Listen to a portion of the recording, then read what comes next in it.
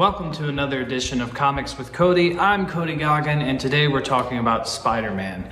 My history with Spider-Man goes back to the Tobey Maguire movies that came out when I was about 7 years old. The first one, I think, maybe 6 years old. So those were really important to me. I remember going to see Spider-Man 2 in theaters. It was a double feature, I think, with Men in Black or Men in Black 2. Spider-Man 1 has Macho Man Randy Savage. I'm a huge wrestling fan, so, I love that. Spider-Man 3 let a lot of people down, I know that. Looking back at it, I think people appreciate it more now than they did at the time. The Amazing Spider-Man movie was really good, and of course everybody's talking about the huge No Way Home thing where all the Spider-Men are back in one place. Spider-Man's seen a huge renaissance lately with the Into the Spider-Verse and the video games. The video games are made by the same company that made the Spyro games. I find that really interesting. What else did they make? Ratchet and Clank, I think, so that's pretty cool. But Spider-Man's just like on top of the world again right now, so that's why we're gonna talk about Spider-Man comic books.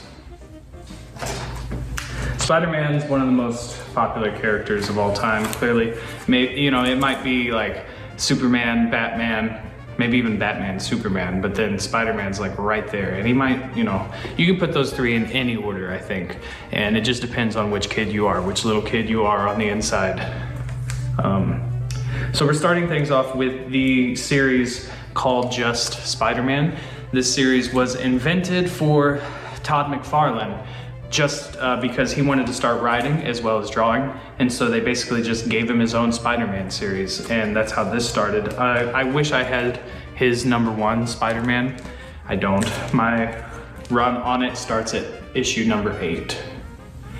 Todd McFarlane's story is really interesting. Of course, he went on to form a toy company, McFarlane Toys, that made all like my wrestling action figures as a kid, and probably a lot of the toys that you had. Here's Spider-Man number 10. I just watched a great documentary. There's a couple of them on YouTube about Todd and his story of working at Marvel, and several of the guys there working at Marvel in the late 80s, early 90s. Grew discontent with the way things were, the way things were being handled, the way they were being treated by Marvel. And so there's his famous webbing technique that he basically created how to draw that webbing. But so they grew dissatisfied with working for Marvel, and they grouped together and they basically walked out all at the same time, and they formed Image Comics, which, if you don't know, there is DC that has Superman and Batman and Wonder Woman. There is Marvel Comics that has Spider-Man and the Incredible Hulk and such. And they formed Image Comics, which Todd McFarlane's big character is Spawn. And they're basically the third biggest comic book company in North America now. And they were the rebels, so to speak. Very interesting story. If you check out the documentary on YouTube, just Todd McFarlane documentary, you'll see a few of them, and they're all fascinating. He really interests me, and his artwork is really incredible. I need to read Spawn. I gotta admit, I have not been exposed to Spawn. It's on my list of things to do. Image Comics is known for The Walking Dead right now, Robert Kirkman, and Infamous is his other thing. Of course, The Walking Dead is massive, and the TV show based on The Walking Dead just finished filming their final season. So that's interesting. It's been on something like 10 years or more. I'm not sure, but that's a great show. And The Walking Dead books are great. They're in black and white, so that's a little different. And Infamous, I think it's Infamous.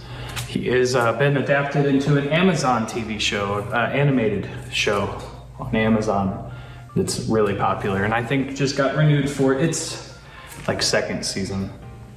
So this is Spider-Man 58.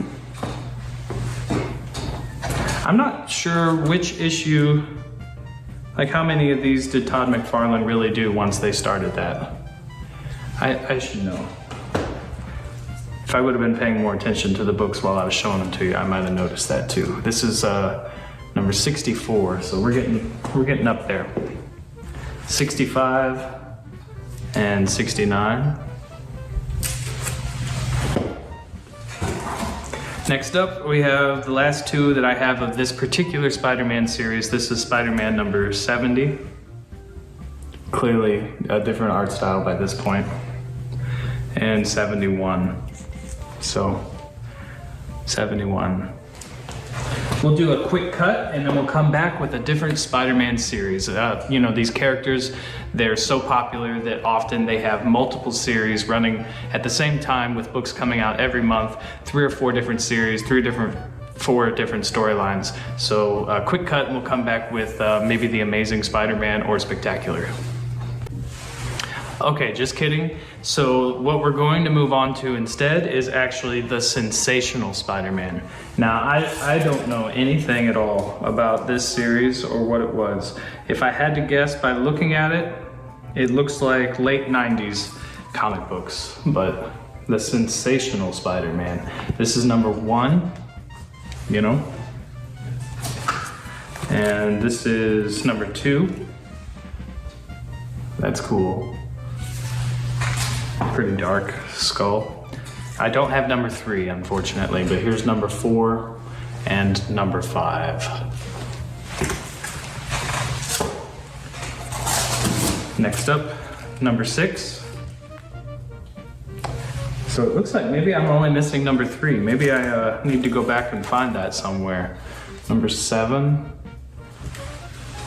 Because these are all in order so far. Here's, nope, here we go. This looks like 8, but then I'm missing 9 and 10. So it skips right to number 11.